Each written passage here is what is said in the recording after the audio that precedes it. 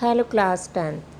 आज हम अपना नया अध्याय सर्वेश्वर दयाल सक्सेना द्वारा रचित मानवीय करुणा की दिव्य चमक के बारे में पढ़ेंगे। सर्वेश्वर दयाल सक्सेना के द्वारा लिखा गया यह एक संस्मरण है।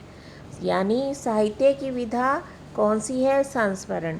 संस्मरण क्या होता है? संस्मरण स्मृतियों से बनता है, यादों से बनता है, और स्मृतियों की विश्वसनीयता उसे महत्वपूर्ण बनाती है। यानी जब कोई लेखक कोई संस्मरण लिखता है तो उसमें कल्पना का समावेश नहीं होता, सत्य घटनाओं पर आधारित होता है, उनके जीवन के साथ घटित घटनाओं पर ही आधारित होता है। उसमें झूठ का या कल्पना का समावेश नहीं किया जाता। विश्वसनीय होना चाहिए, जो कहा गया है वो सत्य होना चाहिए। फादर कामिल बुल्के पर लिखा सर्वेश्वर दयाल सक्सेना का यह संस्मरण इसी कसौटी पर खरा उतरता है। यानी सर्वेश्वर दयाल सक्सेना ने एक व्यक्ति का व्यक्ति चित्र लिखा है, और वो व्यक्ति कौन है? फादर कामिल बुल्के। तो अब हम फादर कामिल बुल्के के बारे में जानते हैं।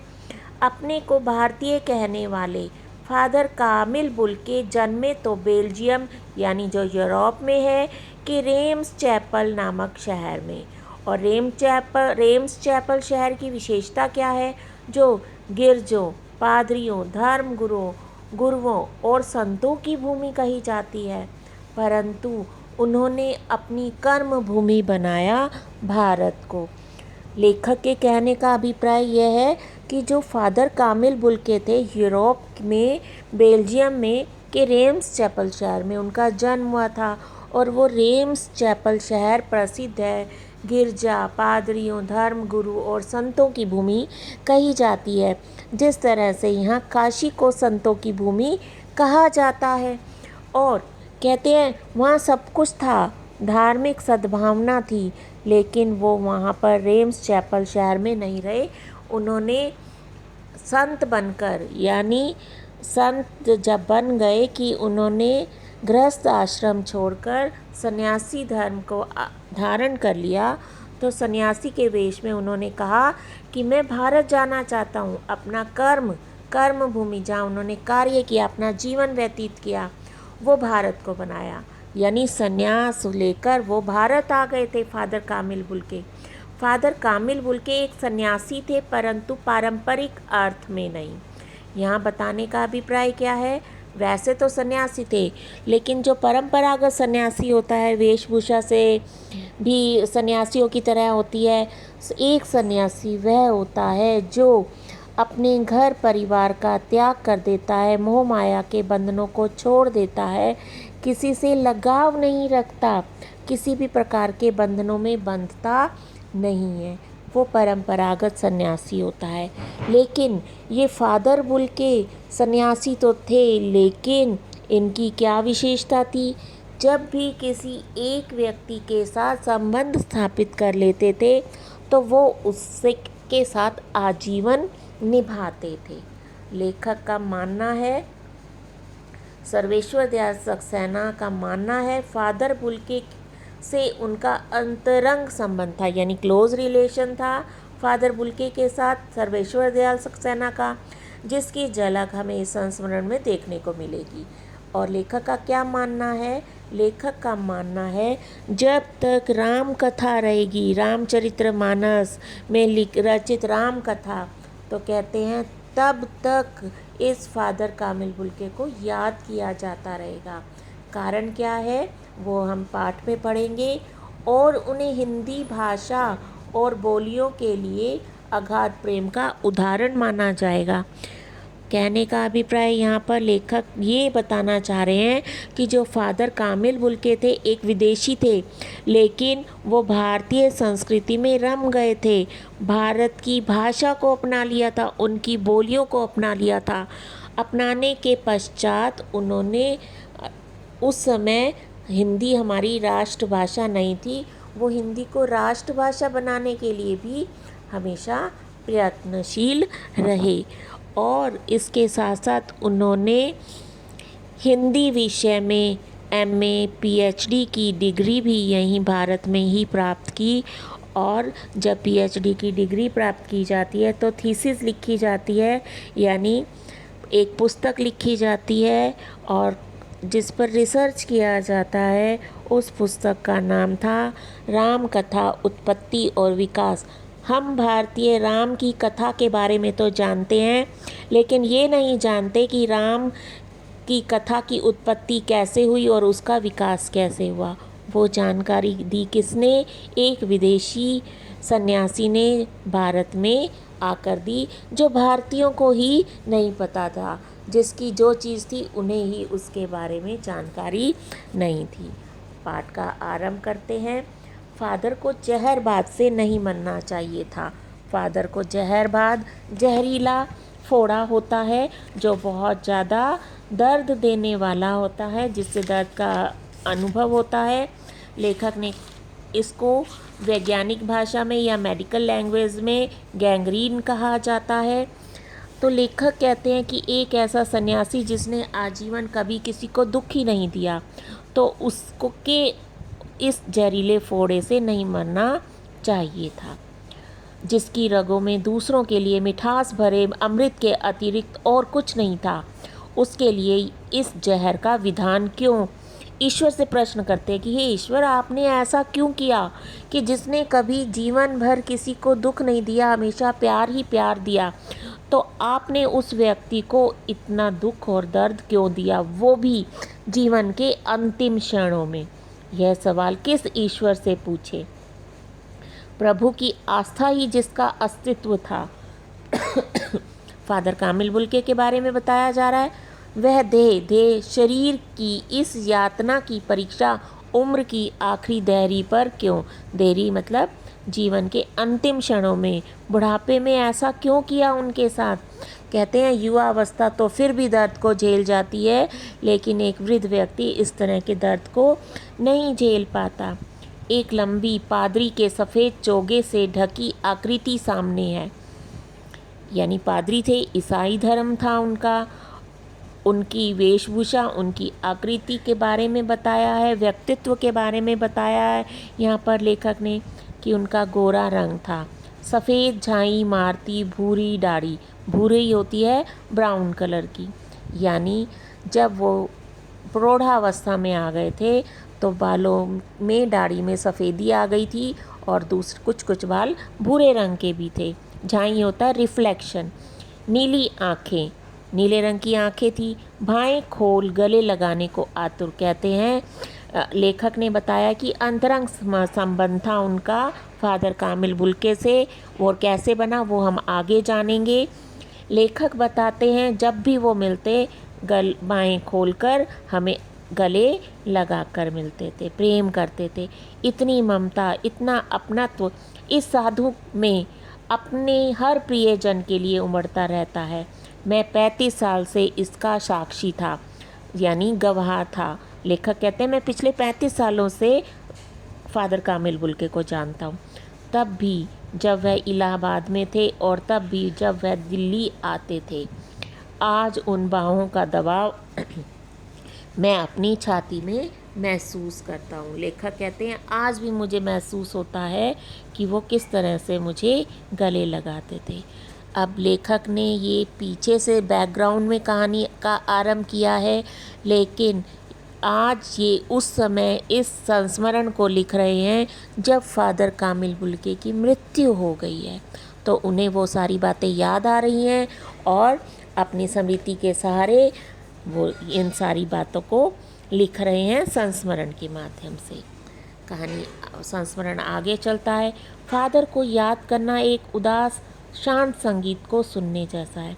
लेखक कहते हैं फादर कामिल बुल्के को मैं याद कर रहा हूँ, तो कहते हैं जिस तरह से एक शांत संगीत को सुनने से मन को शांति प्रदान होती है, वैसे ही मैं जब उनको याद करता हूँ तो मुझे शांति मिल रही है। लेकिन उदास क्यों कहा है?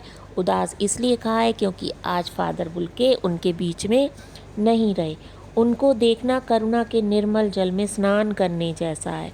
कहते हैं इतनी अधिक करुणा बरसाते थे वो हम पर, और उनसे बात करना कर्म के संकल्प से भरना था। कहते हैं जब भी हम किसी भी प्रकार की मुसीबत में होते, दुखी होते, निराश होते, उनसे बात कर लेते तो हमारी विल पावर स्ट्रॉन्ग हो जाती और हम कार्य करने के लिए संकल्पबद्ध हो जाते थे। मुझे परिमल के वे दिन याद आते हैं जब हम सब एक पारिवारिक रिश्ते में बंधे थे। परिमल के बारे में अभी आगे बताती हूँ मैं आपको, जिसके बड़े फादर बुल्के थे। हमारे हंसी मजाक में वह निर्लिप्त शामिल रहते, हमारी गोष्ठियों में वह गंभीर बहस करते। गोष्ठियाँ मीटिंग जो होती थी, डिस्कशन जो होती थी उनकी आपस में, हमारी रचनाओं पर बेबाक राय देते, सुझाव देते, बेबाक बिना किसी झिझक के। और हमारे घरों में किसी भी उत्सव या संस्कार में शामिल होते, किसकी तरह?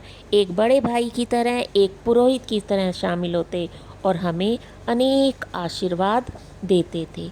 मुझे अपना बच्चा और फादर का उसके मुख में पहली बार अन्न डालना याद आता है।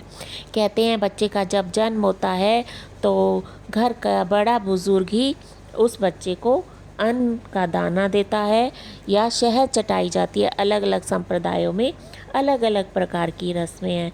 तो कहते हैं जब मेरे बच्चे का जन्म हुआ तो मेरे बच्चे को पहले अन्न का दाना जो है फादर कामिल बुल्के के द्वारा ही दिया गया था। और नीली आँखों की चमक में तैरता वात्सल्य भी जैसे किसी ऊंचाई पर देवदार के वृक्ष की छाया में हम एक खड़े हुआ दिखाई देता है। देवदार का वृक्ष छाया प्रदान करता है।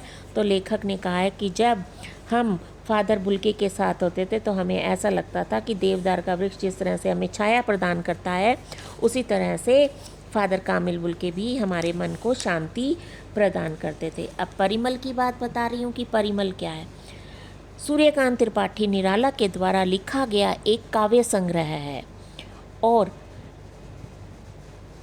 उसी से प्रेरणा लेकर जब ये उत्साही युवक थे, जब ये कॉलेज में पढ़ा करते थे, इन युवकों ने एक परिमल समूह की स्थापना कर दी। परिमल द्वारा अखिल भारतीय स्तर पर गोष्ठियाँ आयोजित की जाती थी, जिसमें जो ये हिंदी के जो स्टूडेंट्स थे सारे MA PhD कर रहे थे, तो वो कहानियाँ, कविता, उपन्यास, नाटक इत्यादि लिखा करते थे। तो जो इनकी जो समूह बन गया था, समूह की स्थापना की थी, उस समूह का नाम रखा था इन्होंने परिमल। उसमें वे सब कुछ डिस्कशन करते थे। कोई अपनी कहानी लिख कर आता था तो कहानी सुनाता था, कोई नाटक लिखता था उसके बारे में बताता था, तो उसकी आलोचना की जाती थी। आलोचना मतलब कमियां निकाली जाती थी और बहस भी होती थी कि क्या सही है और क्या गलत है। परिमल का कार्यक्षेत्र, अब ये कार्यक्षेत्र, ये जो समूह की स्थापना हुई तो ये कार्यक्षेत्र का विस्तार भी हो गया था। ये इलाहाबाद में भी थे, जौनपुर, मथुरा और पटना इत्यादि में भी इसकी शाखाएं थी। शाखाएं का अभिप्राय होता है ब्रांचेस। परिमल ने इलाहाबाद में साहित्य चिंतन के प्रति एक नए दृष्टिकोण का न केवल निर्माण किया बल्कि शहर के वातावरण को एक साहित्यिक संस्कार देने का भी प्रयास किया था। इन शॉर्ट में परिमल के बारे में बताती हूँ। परिमल वैसे तो सूर्यकांत त्रिपाठी निराला के द्वारा लिखा गया एक काव्य संग्रह है। इस काव्य संग्रह नाम से प्रेरणा लेकर उत्साही युवकों ने, हिंदी के स्टूडेंट्स ने, जिसमें लेखक सर्वेश्वर दयाल सक्सेना भी शामिल थे और फादर बुल्के भी शामिल थे, इन्होंने अपनी इस संस्था का नाम परिमल रख लिया था, जिसमें वे विभिन्न प्रकार की डिस्कशन किया करते थे। हम अपने संस्मरण में आगे चलते हैं। तो लेखक कहते हैं मैं अब भी तो इनके बारे में बता दिया, मैं अब इनके बारे में विस्तार से बताते हुए कहाँ से शुरू करूँ। कहते हैं अब संस्मरण है, पुरानी बातें याद आ रही है उन्हें। कहते हैं इलाहाबाद की सड़कों पर फादर की साइकिल चलती हुई दिख रही है, यानी इमेजिनेशन में कर रहे हैं। और पीछे जब ऐसे आते थे वह हमारे पास आकर रुकती, मुस्कुराते हुए कहती है देखिए देखिए मैंने इसे पढ़ लिया। विदेश से आए थे तो अब वो लेखक जब उन्हें पुस्तकें छांट कर देते थे, कहते थे ये वाली पुस्तक पढ़िए, तो वो बड़े खुश होते थे जब उसे पढ़ कर आते थे। तो कहते थे एक बच्चे की तरह देखो मैंने इसे पढ़ लिया और मैं कहना चाहता हूँ। लेखक कहते हैं मैं कुछ कहना चाहता हूँ लेकिन कह नहीं पाते। फिर आगे वो बता रहे हैं मैंने उनको क्रोध करते हुए कभी नहीं देखा, आवेश में देखा है। और ममता तथा प्यार में लबालब छलकता महसूस किया है। हमेशा ममता और प्यार ही लुटाते थे। अक्सर उन्हें देखकर लगता कि बेल्जियम में इंजीनियर के अंतिम वर्ष में पहुंचकर उनके मन में सन्यासी बनने की इच्छा कैसे जाग गई। कहते हैं, मुझे समझ नहीं आता कि बेल्जियम में वे क्या कर रहे थे। जब फादर कामिल बुल्के बेल्जियम में रहते हुए इंजीनियर के आखिरी साल में थे, अंतिम वर्ष में पहुँचे, तो एकाएक उनके मन में आया, अधूरी छोड़ दी इंजीनियरिंग की शिक्षा और कि मैं अब संन्यास धारण करूँगा। कहते हैं ऐसा नहीं है, सन्यासी तो वो बनता है जिनके घर परिवार में कोई नहीं होता तो सन्यास वैराग्य धारण कर लेते हैं। कहते हैं जबकि घर भी भरा पूरा था, संयुक्त परिवार था। कौन कौन थे उनके परिवार में? 2 भाई थे उनके, एक बहन थी, माँ और पिताजी सभी थे। आपको किसी ने फिर उनसे पूछा कि क्या आपको अपने देश की याद आती है? तो कहते हैं मेरा देश तो भारत है, क्योंकि उन्होंने अपनी कर्म भूमि भारत को बनाया था। लेखक कहते हैं यह प्रश्न बनता है फादर कामिल बुल्के की जन्मभूमि कौन सी है? जन्मभूमि बेल्जियम रेम्स चैपल है और कर्म भूमि कौन सी है? कर्म भूमि है भारत। कहते हैं नहीं, मैं आपकी जन्मभूमि के बारे में पूछ रहा हूँ। तो फादर कामिल बुल्के कहते हैं कि हाँ आती है। कहते हैं मेरी जन्मभूमि बहुत सुंदर है और जिसका नाम है रेम्स चैपल। तो कहते हैं घर के किसी सदस्य की याद आती है? किसी ने इंटरव्यू लिया होगा किसी टाइम। तो कहते हैं हाँ, माँ की याद आती है, बहुत याद आती है माँ की। अपनी माँ को याद किया करते थे। बच्चों, आज के लिए इतना ही, बाकी अगली वीडियो में।